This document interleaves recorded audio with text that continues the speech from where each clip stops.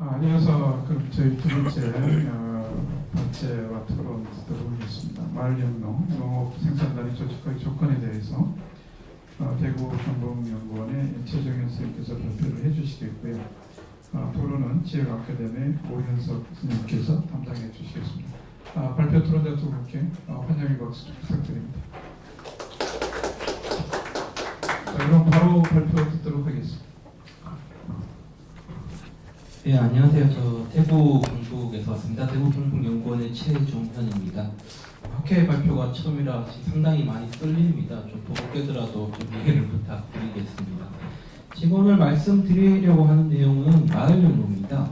경북에서는 마을연농 육성 사업이라고 해서 2013년부터 정책 사업을 좀 실시하고 있습니다. 그렇게 좀 참여하면서 느꼈던 경험이라든지 정책 사례를 대상으로 중심으로 좀 말씀을 드리려고 합니다. 마을연농은 결국 농업 생산 조직화의 문제인 것 같습니다. 농업 생산 조직화는 지역의 토지, 노동, 자본을 통합하여 새로운 경영 전략을 마련함으로써 규모와 효과를 얻는 것이다라고 말하는 분들도 있는데요. 그 형태라든지 조직화하는 형태라든지 이런 것들은 여러 가지 방법이 있을 거고 그러한 생산 조직화의 하나의 방법으로서 마을연농을 생각할 수 있을 것 같습니다. 근데 이제 마을연농이라는 걸 좀 단순하게 보면 그냥 마을 단위로 조직을 만들고 그 조직에서 그 영농 계획과 생산을 담당하는 거라고 좀 간단히 얘기를 할 수 있을 것 같은데 실제 이제 마을연농을 마을에서 현장에서 만들어가는 과정은 좀 그렇게 간단하지가 않는 것 같습니다.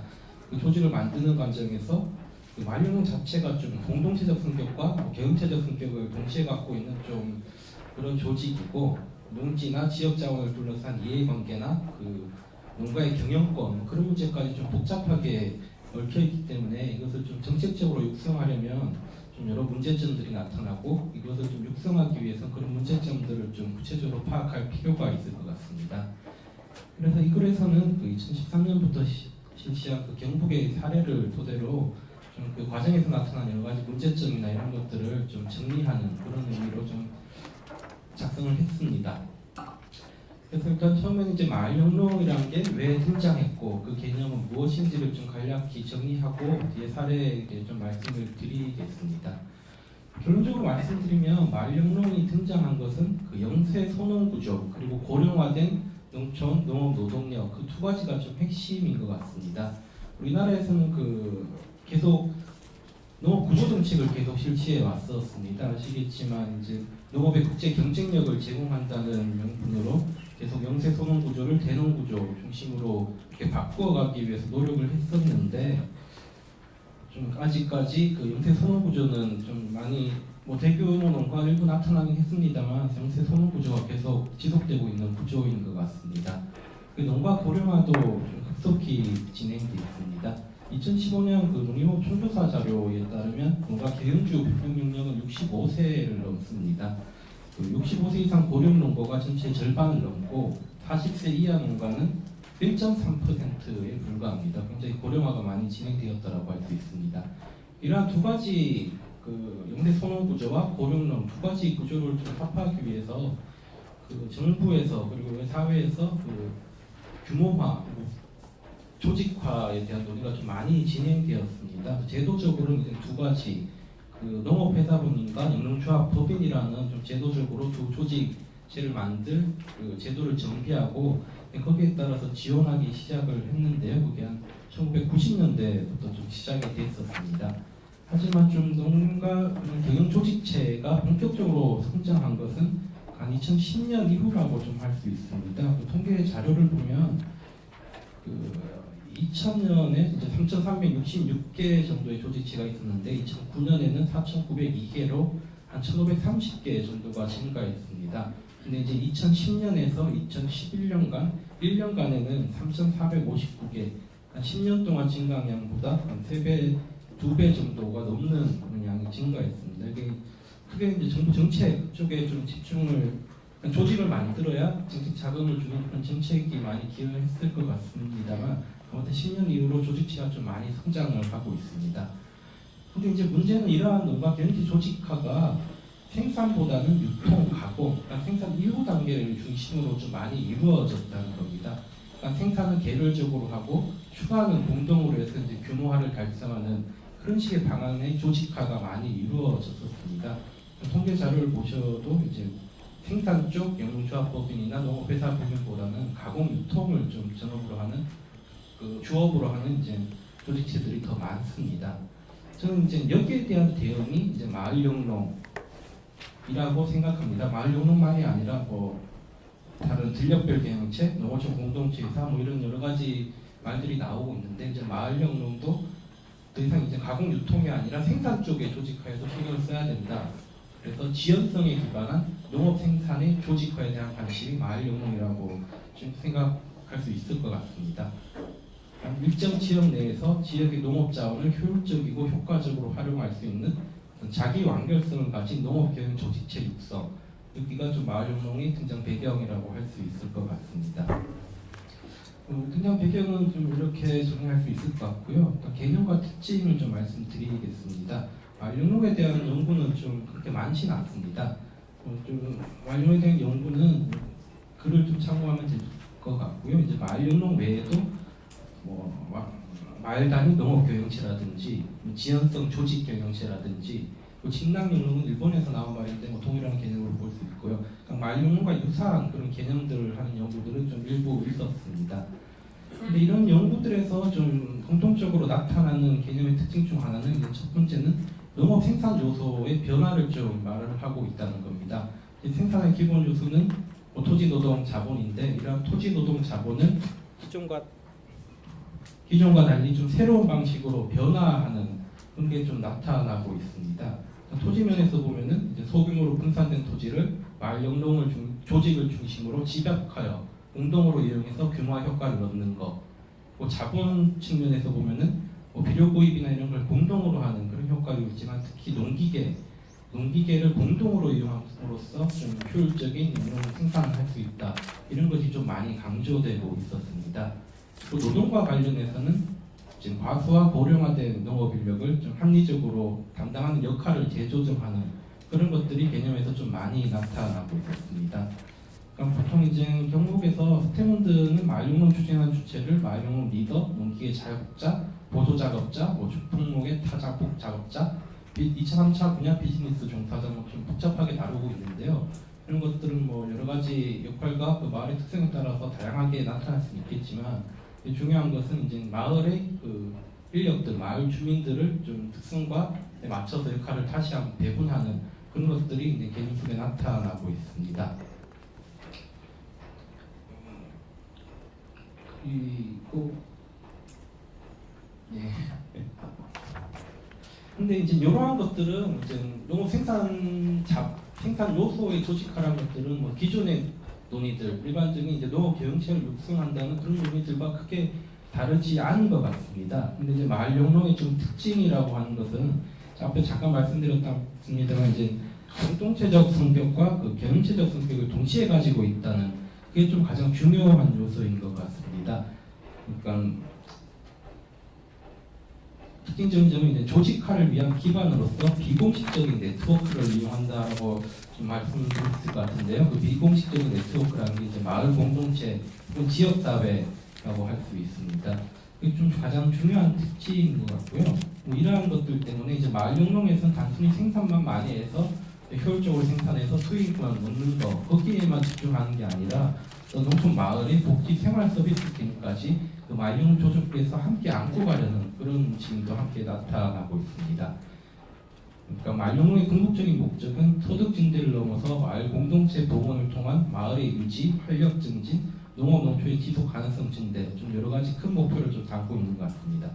그리고 또 다른 특징은 이제 지역과의 관련성입니다. 그러니까 마을 자원, 마을 지역을 좀 강조하면서 이제 마을 자원의 종합적 관리를 위한 주민 합의체라고 좀 할 수 있을 것 같습니다.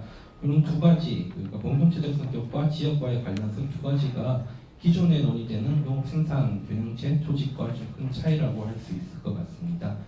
그래서 결론적으로 마을영농을 좀 정의하자면 농업 생산력 유지, 농업 소득 증진, 농촌 사회 유지들을 달성하기 위해 다수의 농업인과 주민이 협조적, 집단적, 조직적 의사결정을 통해 개별적으로 보유한 농업자원과 마을 공유자원을 마을 단위로 공동으로 이용하거나 공동자본을 조성하여 운영하는 영농 방식. 좀 복잡합니다만 좀 이렇게 좀 정의 내릴 수 있을 것 같습니다. 그럼 다음으로 이러한 개념과 좀 바탕으로 해서 좀 사례를 좀 말씀드리겠습니다. 잠깐 말씀드렸다시피 이제 경상북도에서는 2013년부터 경북형 마을영농 육성 사업이라는 정책 사업을 추진하고 있습니다. 마을당 한 3억 정도 이렇게 마중물 자금을 해서 마을영농을 육성하도록 이렇게 돕고 있는 사업인데요. 좀 특징적인 것은 이제 3억을 지원하는 그런 보조금 지원 외에도 교육 사업과 컨설팅 사업을 함께 추진하는 겁니다. 경북에는 이제 농민사관학교라는 농민 교육 담당하는 그 기관이 있는데 거기에서 마을영농 CEO 과정을 운영하고 이 과정을 운영해야 이제 사업을 받을 가능성이 굉장히 높습니다. 여기에 더해서 이제 사업을 진행하는 과정에서 컨설팅도 함께 좀 지원하고 있습니다. 여기 사례는 제가 그 컨설팅 사업에 좀 참여를 하면서 마을에서 좀 보고 조사했던 그걸 바탕으로 좀 분석하고 작성을 했습니다. 그 2013년 세 개 마을만 좀 말씀을 드리겠습니다. 첫 번째는 금계 마을입니다. 안동시에 있는 마을인데 가구수 46호 정도 되는 좀 작은 마을입니다. 자세한 현황은 좀 글을 보시면 될 것 같고요. 이 마을의 가장 특징은 기업과 연계해서 마을 영농을 추진했다는 겁니다. 보통 뭐 기업 주도형 마을 영농 이렇게 말도 하고 하는데요. 지금 기업에서 원하는 그런 농산물을 판매하기 위해서 좀 판로가 보장된 상황에서 마을 영농을 했기 때문에 좀 조직과 생산을 좀 공동으로 하는 게 좀 쉽게 이렇게 추진된 그런 마을이었습니다. 근데 이제 여기서 나타난 좀 문제점 중 하나라는 것은 이제 기업에서 주도하다 보니까 마을에서 좀 적극적으로 역할하는 게 좀 많이 부족했다는 점을 들 수 있을 것 같습니다. 뭐 생산을 공동으로 하면 마을에서 좀 책임지고 기업에서 주는 측면이 크기 때문에 어떤 조직화나 생산이 좀 공동으로 이루어지는 건 좀 빠르게 진행되고 쉽게 확대될 수 있었습니다만 좀 그 장목 자체도 기업에 따라서 결정하고 이런 것 때문에 이제 기업과 혹시 연계가 끊어졌을 경우에 마을 영농이 지속할 수 있는가 뭐 이런 것은 좀 문제점으로 남아 있는 것 같습니다. 그리고 이제 두 번째는 신전마을입니다. 신전마을은 이제 문경시에 있는 마을인데요. 한 68호 정도 있는 마을로 앞마을 금계마을보다는 약간 큰 마을입니다. 여기 마을 영농의 특징은 이 마을도 좀 어느 정도 공동으로 할 수 있는 그런 농업 기반이 형성되어 있었습니다. 그러니까 여기서 이제 최종단지 계약을 해서 최종단지 재배가 좀 많은 논이 많은 그런 마을인데요. 지금 기존의 그 최종단지 재배를 위해서 젊은 농가들 중심으로 좀 함께 젊은 농가들 중심으로 그 최종단지 재배를 많이 했었습니다. 그 마을에 고령화된 농가들이 그 젊은 농가들에게 농장을 위탁하고 하는 게 좀 많이 활성화되어 있는 마을이었는데 이제 마을 그렇게 하다 보니까 그 뭐 젊은 농가들이 개별적으로 위탁을 하고 또 자기가 임차 그 어르신들의 농지를 임차하는데 자기가 해야 된다는 일종의 경합도 나타나고 그렇게 했었습니다. 이제 마을 영농을 추진하면서 그 두 가지 문제를 좀 해결하는 데 집중을 했었습니다. 여기서도 이제 최종단지를 형성하고 하면서 그 공동 재배 면적이 좀 쉽게 늘어나고 그런 항목은 있었습니다. 근데 이제 여기서 좀 하나 문제가 되었던 것은 문제라기보다는 그 좀 특징적인 것이 기존에는 개별 젊은 농가들이 자기 농사 개별적으로 짓는데 너무 바빠가지고 마을 사람들끼리 모이는 기회가 없었다고 합니다. 근데 이번에 이제 공동으로 농사를 하다 보니 그 마을에 있는 뭐 작은 슈퍼마켓 하나가 있었는데 그게 이제 없어져 사라질 위기에 처했는데 마을 주민들이 이제 그 슈퍼마켓을 중심으로 함께 일 나가기 위해 모이는 과정에서 주민들이 많이 모이게 되면서 좀 마을 공동체 활성화 효과가 좀 크게 나타난 점이 좀 인상적이었던 마을이라고 할 수 있습니다. 마지막으로 번들 마을입니다. 여기는 좀 마을 영농을 추진하기 위한 앞에 두 마을과 달리 좀 특징적인 유리한 점 같은 것이 없고 약간 전형적인 약간 뭐 FM대로 마을 영농을 추진했던 그런 마을이었던 것 같습니다. 그래서 좀 개인적으로는 이 마을에 상당히 관심이 가고 했었었는데 좀 결론적으로 말씀드리면 마을 영농을 추진하는데 굉장히 좀 심각한 어려움을 많이 겪었습니다. 그런 것을 좀 전형적으로 추진했습니다. 이제 마을의 돈을 좀 마을 조직에서 모아서 함께 그 경작을 하고 이제 부장목으로서 그 시설 하우스를 지어서 개동사 마을 영농을 추진하는 그런 마을이었습니다. 근데 이제 문제는 이제 초반에는 첫 해에는 이제 임대료를 그 농지를 모으기 위해 좀 높게 줬는데 이제 다음 해에는 그 임대료를 좀 낮춰서 지급을 했습니다. 이제 그렇게 되니까 마을 영농에 참여했던 사람들이 전부 다 이제 탈퇴를 해버리고 개별적으로 농사를 짓는다라고 해버리고 지금 부장목을 시설하우스를 했는데 거기에 너무 많은 노동력을 투입해야 되다 보니까 마을 영농을 적극적으로 하시는 분들의 희생이 너무 컸고 안 나오시는 분들도 많아서 주민들이 나는 나오는데 너는 왜 안 나오냐 이렇게 싸우는 경우도 많았고 좀 갈등이 많이 표출되었던 그런 마을이었습니다. 그래서 좀 세 가지 사례입니다만 좀 마을 영농의 육성의 조건이라고 좀 이렇게 표현하긴 했습니다만 그 마을 영농을 추진하면서 좀 이런 것들을 주의해서 관심을 가지고 해야겠다라고 하는 몇 가지를 좀 정리해봤습니다. 가장 기본적인 전제는 이런 것 같습니다. 마을 영농은 마을에 기반해야 된다는 그것은 좀 유지하고 가는 게 좋을 것 같습니다. 좀 성경적이고 이상적인 거긴 합니다만 특징 자체가 여기 있기 때문에 마을 주민들이 함께 모두 공동의 노력을 통해서 마을의 의미를 부여해 가는 과정이 마을 영농이라는 것을 좀 주민들에게도 좀 인식을 시키고 그 과정을 기반에 놓고 좀 생각할 필요가 있을 것 같습니다. 그래서 첫 번째로 마을 영농은 마을 만들기 공동체 주도의 상향식 지역 개발, 내발적 지역 활성화의 연장선상에서 추진해야 된다라고 정리를 해봤습니다. 마을 영농을 추진하는 과정에서 이것을 단순히 농지를 모아서 어떤 경영적인 입장에서만 특히 합리적으로 경영 체계를 만들 건가만 노력해서는 안 되는 것 같습니다. 그 바탕에는 많이 얘기되는 그 역량 강화 이런 과정이라고 할 수 있죠. 그런 역량 강화 과정이 기반이 돼야지 그 위에 그런 어떤 개혁적인 특성들, 개혁적인 그런 운영 과정들이 좀 쌓아질 수 있을 것 같습니다. 이런 것을 좀 바탕에 두고 추진을 해야 될 필요가 있을 것 같고요.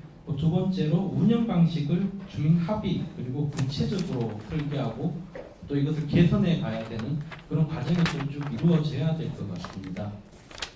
다른 지역 모두 뭐 나름 준비하고는 했습니다만 마을 영농을 시작하면서 좀 그 사업비에 좀 집중한 면이 컸습니다. 어떻게 운영할지보다는 사업비를 어떻게 쓸 건가가 이제 마을 영농 9.3단계에서 좀 많이 이야기되고 그래서 실제 운영 과정에 대한 기초 설계는 좀 부족하게 시작을 했습니다. 그 운영 방식은 뭐 여러 가지가 있을 수 있겠는데 마을의 특성에 따라 충분히 달라질 수 있는 내용입니다만 좀 그 운영 방식에 대해서 마을 주민들이 함께 합의하는 과정이 가장 먼저 선결돼서 이루어질 필요가 있다라는 생각이 들었습니다.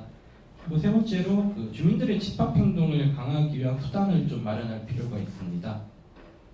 역량 강화, 우리 마을의 중요성이라든지 함께 뭐 노력하는 그런 공동체 의식 이런 것도 중요하지만 솔직히 좀 어떤 거기에 참여하기 위한 어떤 유인 같은 것들이 있어야 됩니다. 가장 크게 이제 범들 마을 같은 경우에 이제 첫 해에는 마을 영농에 대한 참여가 굉장히 좋았지만 지금 임차료가 조금 낮아진다는 이유로 거의 대부분의 마을들이 이제 마을 영농을 떠나는 모습을 보면서 역량 강화나 공동체성 거기에만 기대할 것이 아니라 참여하는 주민들에게 줄 수 있는 어떤 인센티브 같은 것도 좀 구체적으로 고민하는 게 좀 필요하다는 생각이 들었습니다. 네 번째로 이제 추진 과정에서 나타날 수 있는 다양한 유형과 발전 경로를 좀 인정할 필요가 있습니다.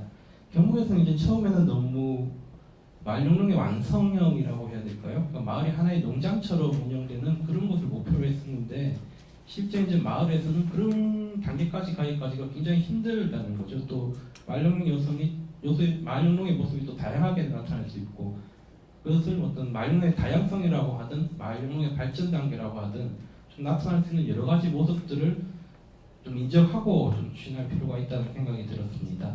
그리고 마지막으로 이제 마을 외부와의 협력 관계 구축도 큰 도움이 될 수 있다는 겁니다.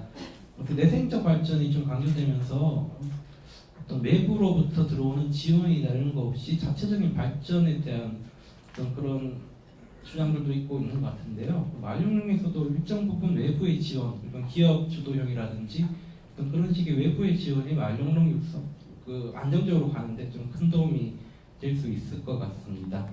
마을영농에 좀 직접 참여하면서 했던 경험들을 바탕으로 좀 정리를 했는데요. 아직 좀 그게 잘 정리되지는 않은 것 같습니다. 좀 더 정리하고 다듬어 보도록 하겠습니다. 감사합니다.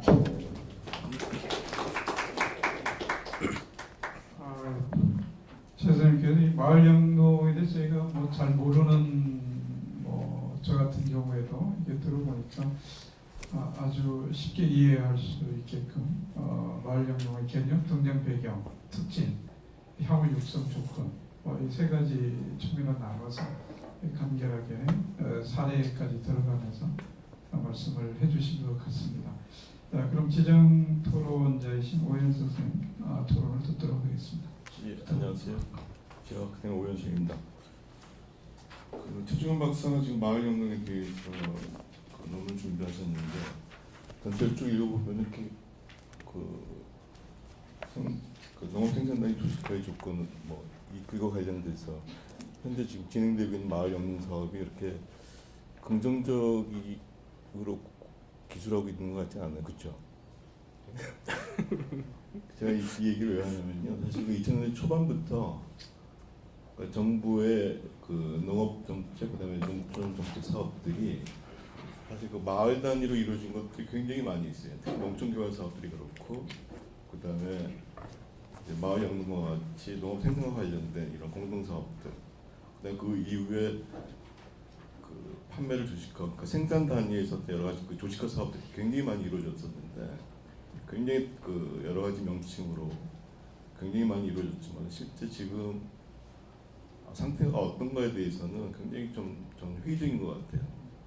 저는 어쨌든 2000년대 초반부터 이런 지역 아카데미 회사를 만들어서 현장에서 이런 농업농촌과 관련된 컨설팅을 많이 해왔는데, 그러다 보니까 이 정책 사업을 많이 하지 않습니까? 그래서 마을 사업도 그렇고 이런 공동 사업들 많이 경험해봤었는데, 우리가 너무 공동체성에 대해서, 마을의 어떤 공동체성에 대해서 너무 이미 그것은 어쩔 수 없는, 실제가 없는데 있는 것처럼 받아들이고 여러 가지 정책 명분이라든지 목표 이런 것들을 세우고 있는 것이 아닌가라는 생각이 많이 들거든요. 그런 얘기를 좀 하려고 아마 지정 토론자로 나가서 말씀을 좀 드릴 것 같은데요. 우리나라나 일본에는 뭐 침나경로 이런 얘기를 해서 우리 경상북도에서 지금 마을 영농 사업 해가지고 1년에 3억 원 지원하는 겁니까? 예. 3억 원 지원해서 거기 보면은 정책 목표가 영농 시스템을 확 전환시킨다. 개별 농가 단위에서 마을 단위로 전환시키고, 그다음에 농업 생산 다학화시키고, 또 가공 서비스로 이제 다학화시키고, 또 고령층도 배려하고, 또 공동체 의식도 제고시키고, 또 다른 외부와의 협력체들도 강화시킨다. 이런 것들이 1년에 3억 줘가지고 해결하겠다 뭐 이런 것 같은데, 어쨌든 잘 안 되니까 아마 개소수도 줄고 있고 뭐 그런 것 같아요, 전체적으로. 그래서 농업 생산과 관련된, 마을 영농과 관련된 이런 공동 사업도 이렇게 우리가 큰 가치가, 의미를 부여할 만한 가치가 있기 때문에 정책으로 만들어서 하고는 있지만은 이것 또한 제대로 안 되는 것 같아서, 어쨌든 우리나라에서 추진되고 있는 마을 사업이라고 하는 것의 정체를 놓고 좀 얘기를 좀 해보도록 하겠습니다. 이게 이것과 관련되어 있는 것 같아요. 어쨌든 가정농이 이행 발전 경로라고 하는 게 있는데, 우리 여기 김정수 박사 나오셨는데, 지난 12월달에 크리에서 농가의 다면적 활동에 대한 사회경제적 연구라고 하는 그런, 저로서는 어쨌든 굉장히 유럽에서 진행된 거랑 비교할 만한 그런 자료가 있어가지고 좀 보게 됐었는데, 일반적으로 가정농의 이행 발전 경로가 가정농을 근거로 한 그런 농업구조에 있어서 산업화 이후 과정에 있어서 보면은 열어라는 표현이 있어요. 네 가지 경로가 있는데, 탈농이죠. 탈농하는 게 있고, 그다음에 빈곤화로 진행되는 게 있고, 그다음에 다학화로 진행되는 게 있고, 전업화로 진행되는 게 있는데, 열어라고 하는 것은 이제 농업을 서서히 이제 포기해 나가는 과정. 그러니까 농가가 노동력이 어느 정도 보유하고 있지만은 농업 소득만으로는 가계부의 지출 감당이 안 되기 때문에 다른 쪽으로 아예 전환하는 그런 경우고, 빈곤화 같은 경우는 가정 노동력 자체가 고령화되기 때문에 서서히 주저하는 경우죠. 그래서 농촌에 그냥 자기가 보유한 농업 생산자를 그냥 제대로 관리하지 않고 적극적으로 영농에 나서지도 않고 그냥 서서히 가라앉는 그런 상태고. 근데 다학화라고 하는 것이 이제 농업 생산의 기반을 둬서 뭐 가공이나 관광 서비스 또 근거리 유통 이런 판매 이런 영역으로 가족 노동력 재배치해서 농업과 그다음에 농업과 연관된 소득을 통해 가계비 지출 이상의 것을 얻으려고 이제 발버둥 치는 그런 농가들이죠. 그다음에 전업화라고 하는 것은 농업 생산 그 자체에 가족 노동력을 중심으로 해서 집중적으로 투입을 해서 이제 가는 그런 것인데 이 네 가지 경로가 이 동아시아, 특히 우리나라와 같은 이런 동아시아와 유럽에 있어서 굉장히 큰 차이가 있는 것 같아요.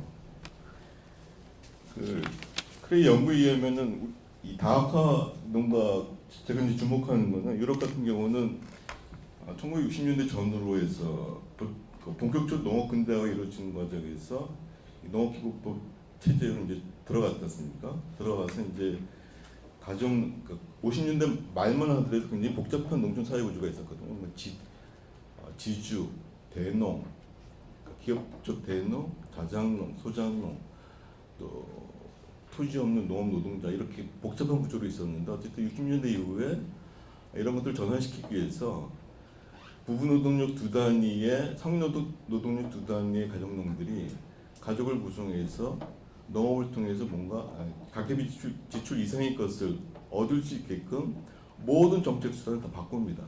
그것이 어쨌든 농민단체의 요구에 의해서 이루어졌는데 가장 이제 대표적인 것이 이제 아까도 뭐 경제유전 이런 얘기가 나왔습니다만은 농지대들을 획기적으로 바꿔요.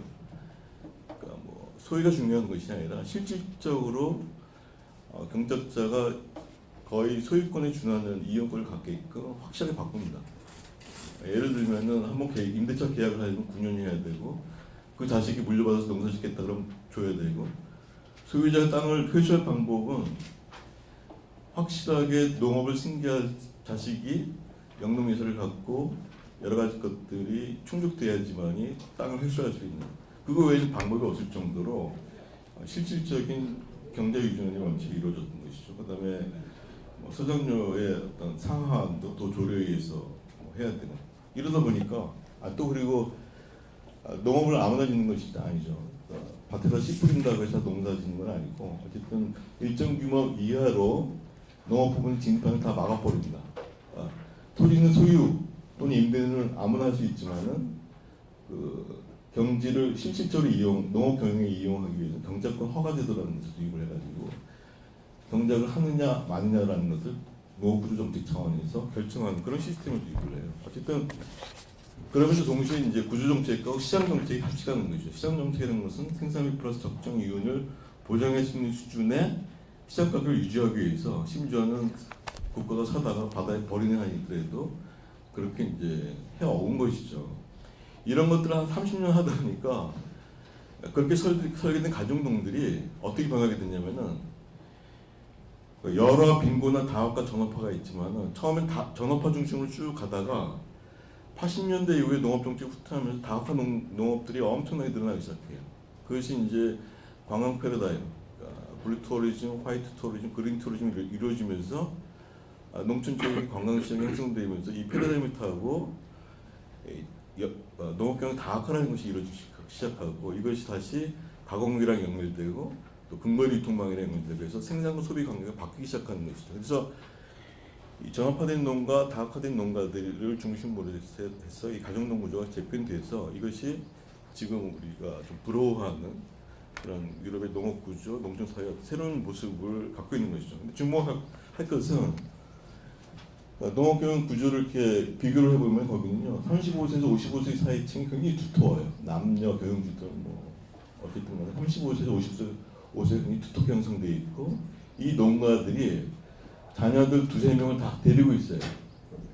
그리고 이 친구들이 지속 가능 농업에서 요구하는 여러 가지 직불들의 어떤 여러 가지 요건들을 충족시키는 노동력이기도 하고 우리가 여기서 얘기하는 육자 산업화에 필요한 노동력, 가공, 뭐 관광 서비스, 근거리 유통망, 그다음 기타 사회적 활동들 이런 활동에 나서는 층들이 바로 이런 층들이에요. 그래서 프랑스 정부조차도 가정농의 어떤 가정농에 소속된 이런 젊은층들의 어떤 청년들의 한 7만 명 되는데 그런 것들을 굉장히 주목하게 되고 청년 고용 대책의 일환으로서 이런 것들을 굉장히 중요시하게 여기게 되는 것이죠. 어쨌든 유럽은 그렇게 구조정책, 가격정책, 가격정책도 가격제 입장에서 지금 직불제로 전환되고 있지만 어쨌든 이런 것을 통해서 그렇게 이행을 해온 것이고 반면에 우리나라는 구조정책도 애매했고 가격정책도 애매한 상태에서 직불정책도 애매한 상태로 용돈 수준으로 지금 가고 있는 그런 상태죠. 그러다 보니까 열화, 빈곤화, 열화, 빈곤화, 다학화, 전업화 요 4개의 경로 중에서 열화, 빈곤화층이 굉장히 많아요. 한 75%에서 한 80% 되는 것 같아요. 제 추측으로는.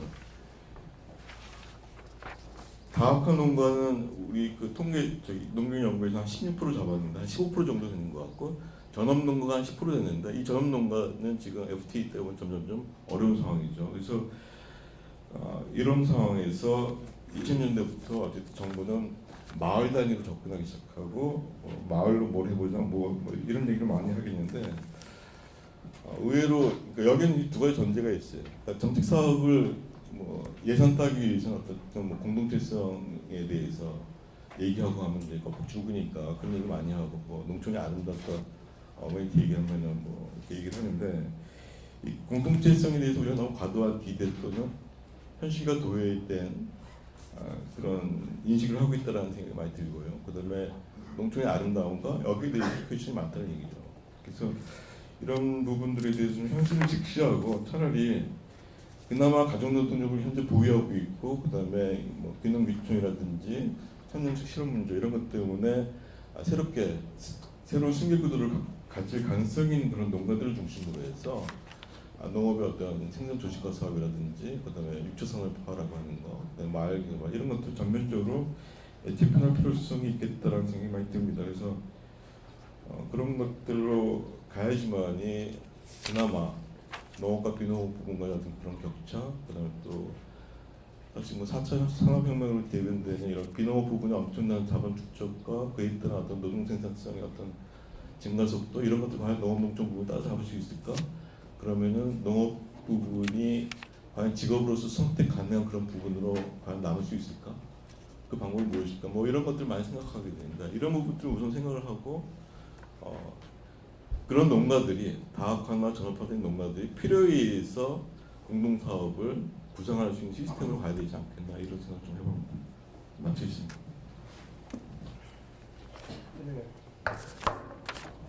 네, 감사합니다. 무엇보다도 뭐 마을의 공동체성의 실체에 대한 근본적인 실체. 일단 뭐 젊은 농가 글쎄 뭐 그다음 얘기도 평균 같은 거를 하든 본질적인 문제의식을 다시 제시하시면서 발표자께서 1분 내로 간단하게 부탁드립니다. 예,